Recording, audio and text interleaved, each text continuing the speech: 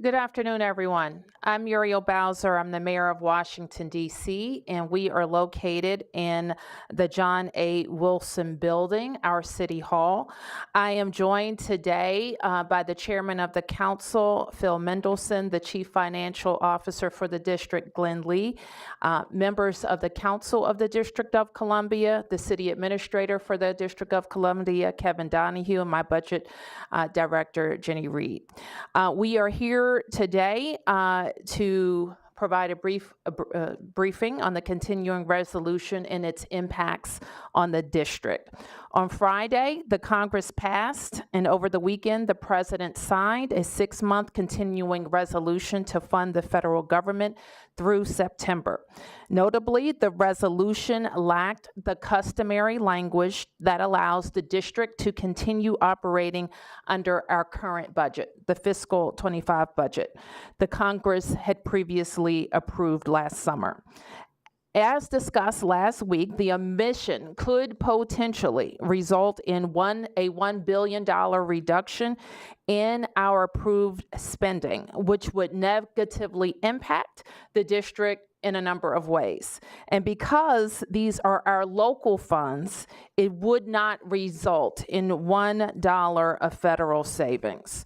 In response, on Friday, the Senate passed a bipartisan bill, S1077, the D.C. Local Funds Act, which would rectify this oversight and safeguard the district from unnecessary budget cuts in the middle of our fiscal year.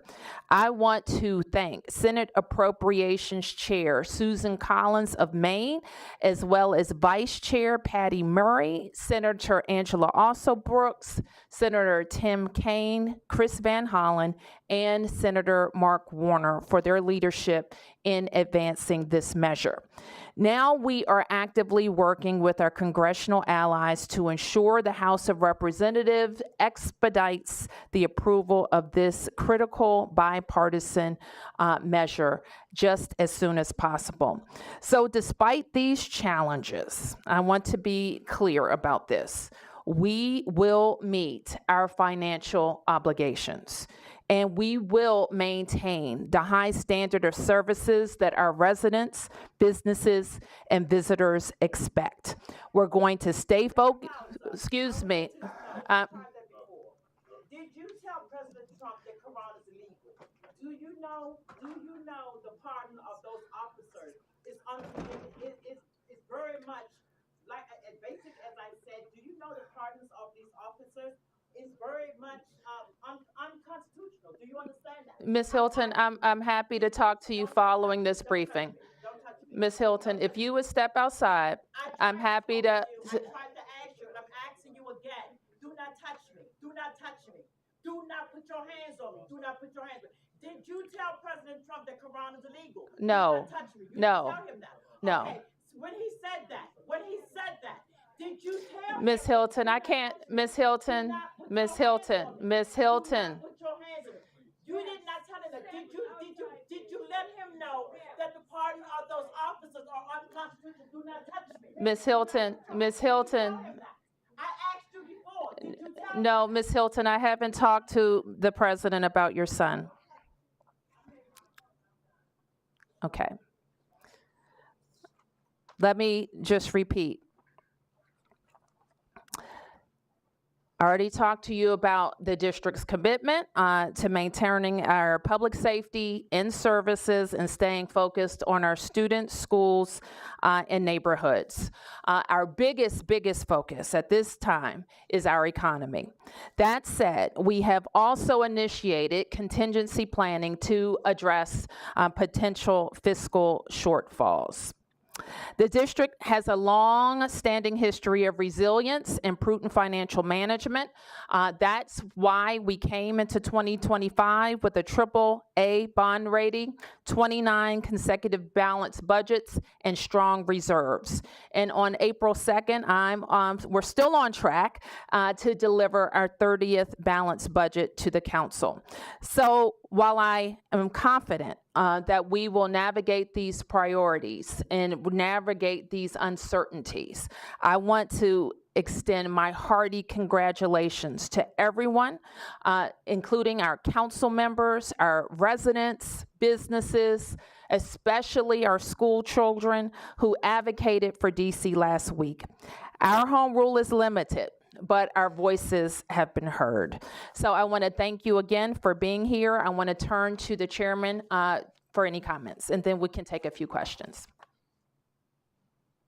Thank you, Mayor Bowser, and good afternoon to everyone here.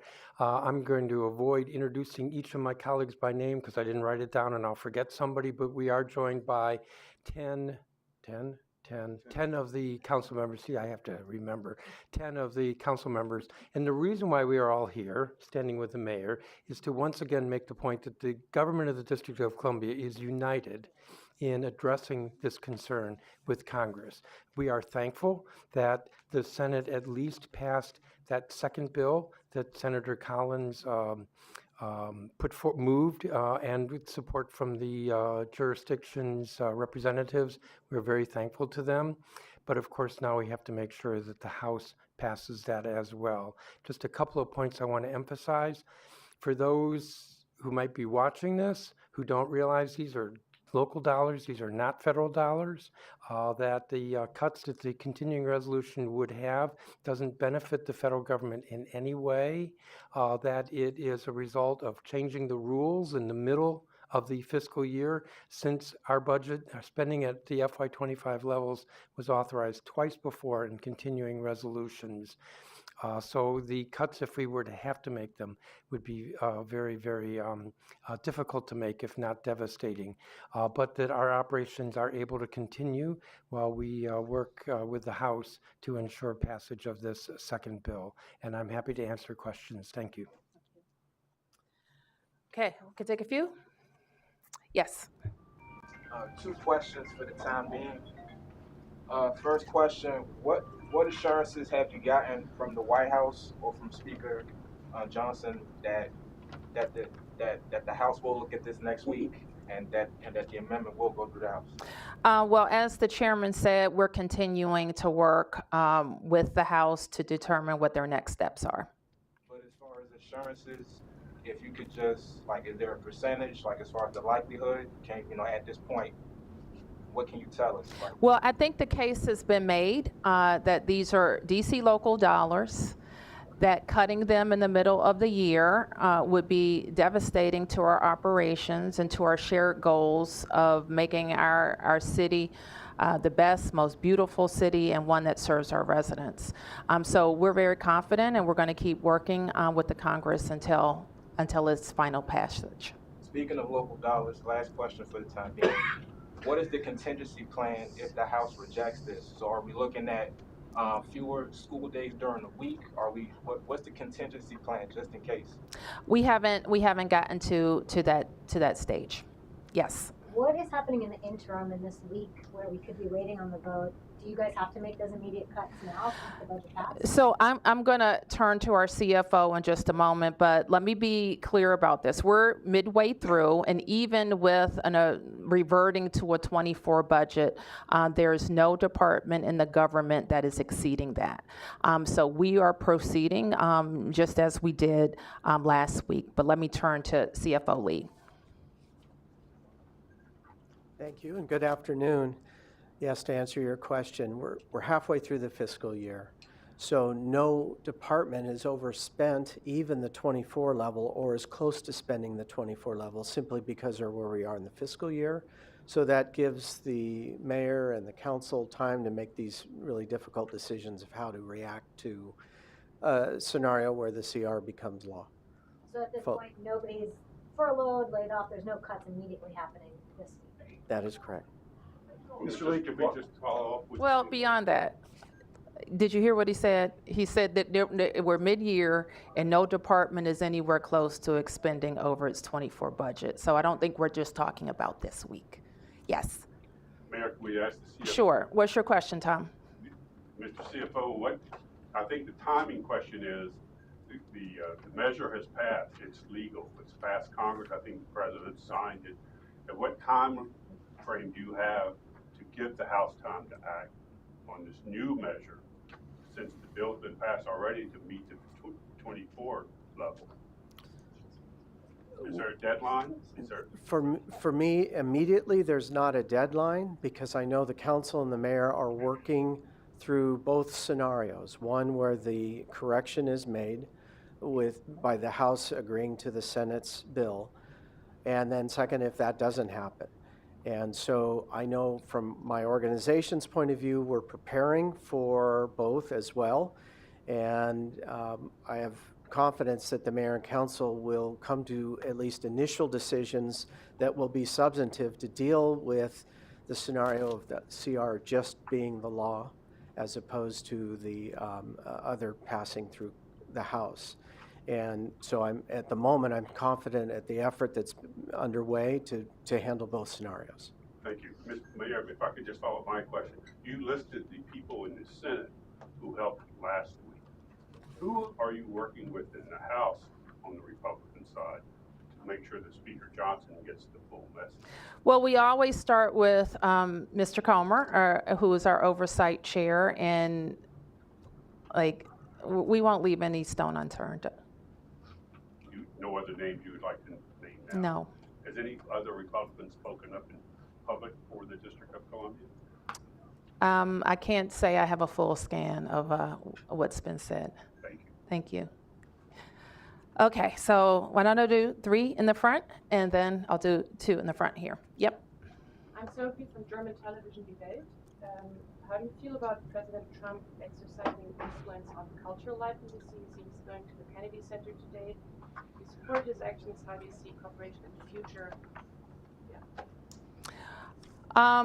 Well, I will say we were surprised by that, and we revere the Kennedy Center and the role of the arts in the District of Columbia. We were, I think, privileged to have David Rubenstein, who so ably chaired the board, and Deborah Rutter, who did an amazing job.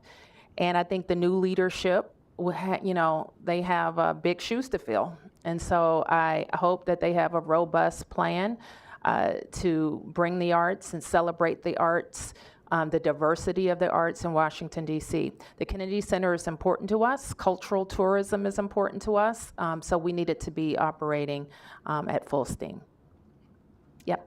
Yeah, Mayor, we saw unanimous support in the Senate last week, and I know that you were in touch with Senator Collins, but I'm wondering if there was anything else you personally were doing, or members of your staff, with other Republicans in the Senate. What was your message to them? Were there any commitments that you made, or to clear up any misunderstandings that they had? What were those conversations? I can tell you, as I said, we had a full court press in the Senate, and our conversations were similar to what you've seen, our talking points that we shared with the Senate. Our budget is approved. These are local dollars. It doesn't save the federal government any money. We're halfway through our fiscal year, and cutting now would be reckless. I could ask one more question. Yep. Are there any other options that the district is exploring intended to mitigate the impacts of the anticipated cuts if this were to go through? Anything legally or legislatively that... Well, Megan, this is what I can say. The best option is for the House to fix this, and we're going to stay focused on the House fixing it. Yep. Mayor Ben Peters, Washington Business Journal. The Trump administration said on Friday that they are planning to call off the FBI's relocation from D.C. to Greenbelt. How does that change the district's planning for that city block? Well, first, we have been supportive of a FBI relocation off of Pennsylvania Avenue, and that's where we've been for a while. We do think that it will create a nexus with the rest of our vision for the downtown. We've also been supportive of it locating at an underutilized metro station like the one that was chosen in Maryland. We've always anticipated that about 1,000 FBI personnel would remain in the district. So we will work with the administration on those personnel. So that's one question. But a larger question is, where are all the employees? We are not talking about the same cadre of FBI personnel that we would have been last year. So I understand that a lot of the personnel are being sent around the country. This side. Mayor, quick follow-up on the question. I know there's no timeline of when it needs to be addressed, but is there, I mean, are we talking days? Are we talking weeks into this would actually we would kick into, the part B of this and actually start seeing layoffs happen? I can't really add more than what has already been said by the CFO. We're halfway through the fiscal year. There's no department that is coming close to FY24 expenditures at this point. And so we're managing through the political process. And just a follow-up, obviously, this would impact, city employees. Just your message to them as, we saw a lot of them lobbying on Capitol Hill and kind of expressing themselves. Thank you for asking that, because there is a lot of anxiety among our staff as well. And we want them to know, and they should know this, that I said today, we meet our obligations. And if there is ever any impact to our staffing, we are going to let people know what we're working with, and they will be treated with dignity and compassion. Yes. Mayor Bowser, I wanted to ask, were you prepared for the possibility that the Senate would have passed the funding resolution without that bill to help DC? And if so, would there have been cuts as of today? And can you give us any specifics on what that planning involved as far as, was it layoffs of police and teachers, 911 center? Well, that's not where we are. I'm not going to look back and kind of speculate about that. This is where we are. We have a bipartisan, unanimously approved resolution from the Senate led by Susan Collins. And I might also add that Senator Collins coordinated with the House on the House side, Representative Cole, who is on approps in the House side. And so that coordination happened.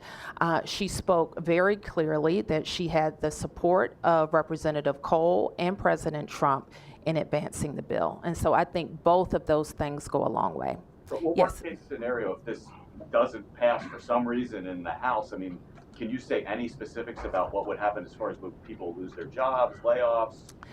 What I can tell you is that we're going to follow the law, and we'll follow the federal law, and we will be compliant. We will meet our obligations, all of them, and we will work with the members of the council to make the best decisions for Washington, D.C.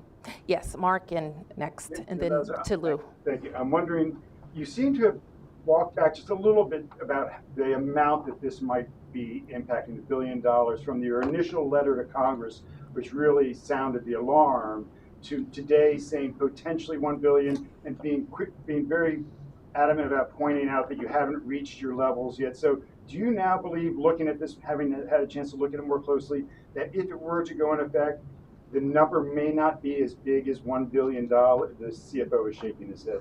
No. No, that's what I believe. That it would be, it still would definitely, if it goes into effect, it would be, okay, I appreciate that. And then to clarify, have you spoken to Representative Comer since Friday, since Senate passage? Not to Representative Comer, but his team. And to anybody on the House speaker, to Mr. Johnson's team, have you spoken to him or his staff? Of course, yes, we're speaking with his staff. And what have they told you? Have they given you an indication whether he'll bring it for a House? Mark, we're still working it. I don't think they have the bill yet. I'm not sure it's come over from the Senate yet, and so they're on recess. So I wouldn't expect like a lot of action during recess. They're back on Monday, and we're gonna get to work on it. Madam Mayor. No, next question. Hold up, somebody else. Yep. Yeah, Matt from the Washington Times. Senator Collins last week mentioned that the budget cuts were a mistake when she was speaking on Capitol Hill. I was wondering if you agree with that assessment, given some of the DC-focused legislation coming out of the House. I don't know.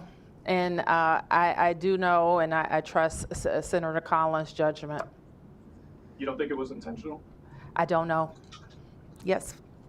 Lou? Yes, Mayor, thank you. I was just wondering, in addition to the possibility, which people seem to think is not likely, that the House will not go along with the Senate on the bill to exempt DC from the big budget cut, the CFO has mentioned a little earlier that a week or two ago, that due to the large number of federal worker layoffs from the Trump administration, that the city's revenue is going to be lower in fiscal 2026 and the next 2 years after that. And with that happening, I was just wondering, is there any thought of what specific programs might have to be cut particularly those that some people that we report on, the liaison offices like the Office of LGBT Affairs, Latino Affairs, African American Affairs, would those offices have to be cut? Well, as you know, Lou, we are working on our budget right now. The FY26 proposal that you referenced, the revenue forecast over the next 4 years, our forecasted revenue has gone down by $1 billion. And those are the numbers that we must use when we balance our budget. So we are looking at that right now, and we'll make a proposal to the council in the next several weeks. Anybody? Okay. All right, right here. Hi, how you doing? Carolina Cruz from Telemundo. It kind of goes in line with my colleague Lou in regards of programs that perhaps could be cut. I know you said there's no contingency plan as of now, correct? Just want to make sure we have that.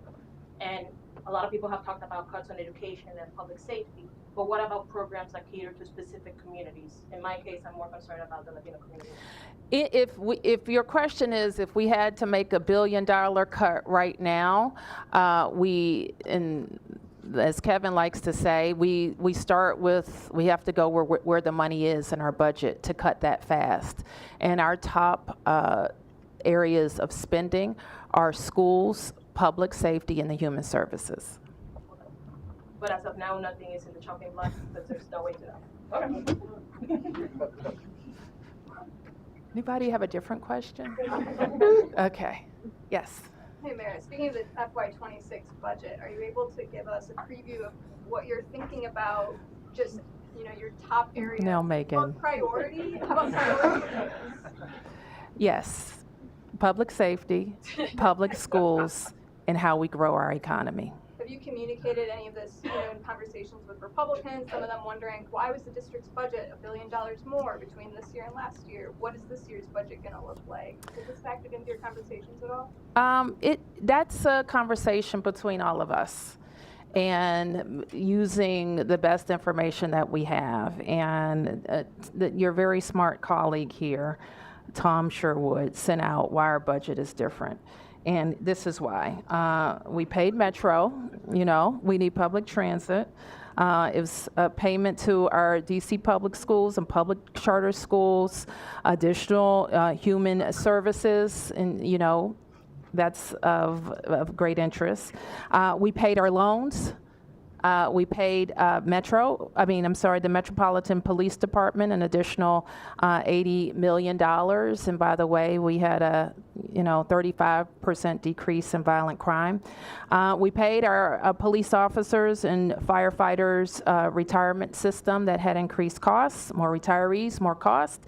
The Department of Healthcare Finance saw a big increase. And when I say we have to go to where the money is, if we have to make dramatic cuts mid-year, that's one such source. The Department of Fire and Emergency Medical Services, DC Fire, also had additional cost, and the teachers' retirement system. So when we think about increased costs from year to year, we're experiencing increased labor costs, inflation, cost of materials, and greater demand for our services. Just in the schools alone, the numbers that I mentioned represent, unlike a lot of jurisdictions, we have more children in our schools, and that's a good thing. And we are very invested in their outcomes, and what outcome data show us is that our children are doing well compared to their peers. So those are some of the additional costs that were driving the difference between the FY24 budget and the FY25 budget.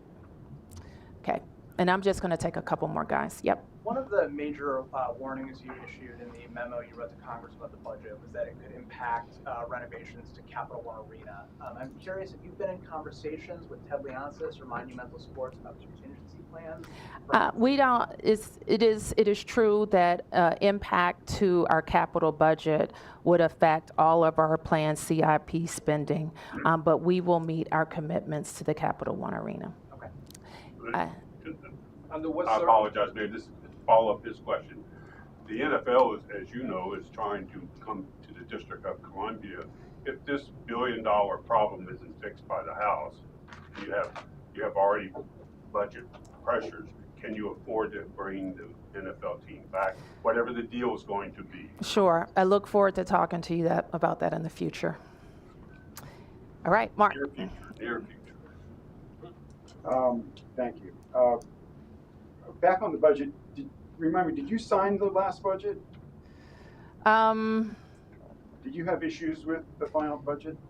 I sometimes have issues with budgets. I mean, is that part of what got us to $1 billion over the previous year? I'm sorry. It was what got us to what? What? Whatever issues you have with budgets. No. Okay. Can I ask you about immigration enforcement in the district? The Washington Post had reported recently on at least one case where a couple was picked up detained for several days in the District of Columbia. Can you tell us the district's role, if any? Are you notified? Do you have a count? Do you know how many people have had such experiences? No, and I'm not sure that we would. The district has no role in immigration enforcement. Does your Office of Migrant Services play any role? Or No, the district has no role in immigration enforcement. And I've asked before, can we speak ever to the head of the Office of Migrant Services for an interview to see what that office is doing? Is that office funded in the next budget? Mark, we haven't talked about anything that's funded in our next budget. How about interviewing the head of that agency who, to my knowledge, has never, ever spoken to the press? Well, so that you know, that office is in the Department of Human Services. And the Department of Human Services will take any questions that you have about those services. Okay, okay, last question. Under what circumstances would we have to tap into the reserve funds?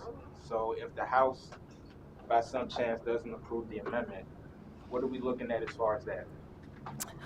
Well, there are a lot of legal requirements for our use of we have a bunch of reserve funds, and the CFO can talk to you about that when we conclude. But there are a lot, we would follow the statutes, mostly local, and some federal statutes that govern how we use our reserves. And if it comes down to it, under what circumstance would you forego pursuing the stadium? That's a decision that certainly I'll use my best judgment to make. Thank you. On that? Nope, that's all I have to say. Thank you, everybody. Are you still on track to June now?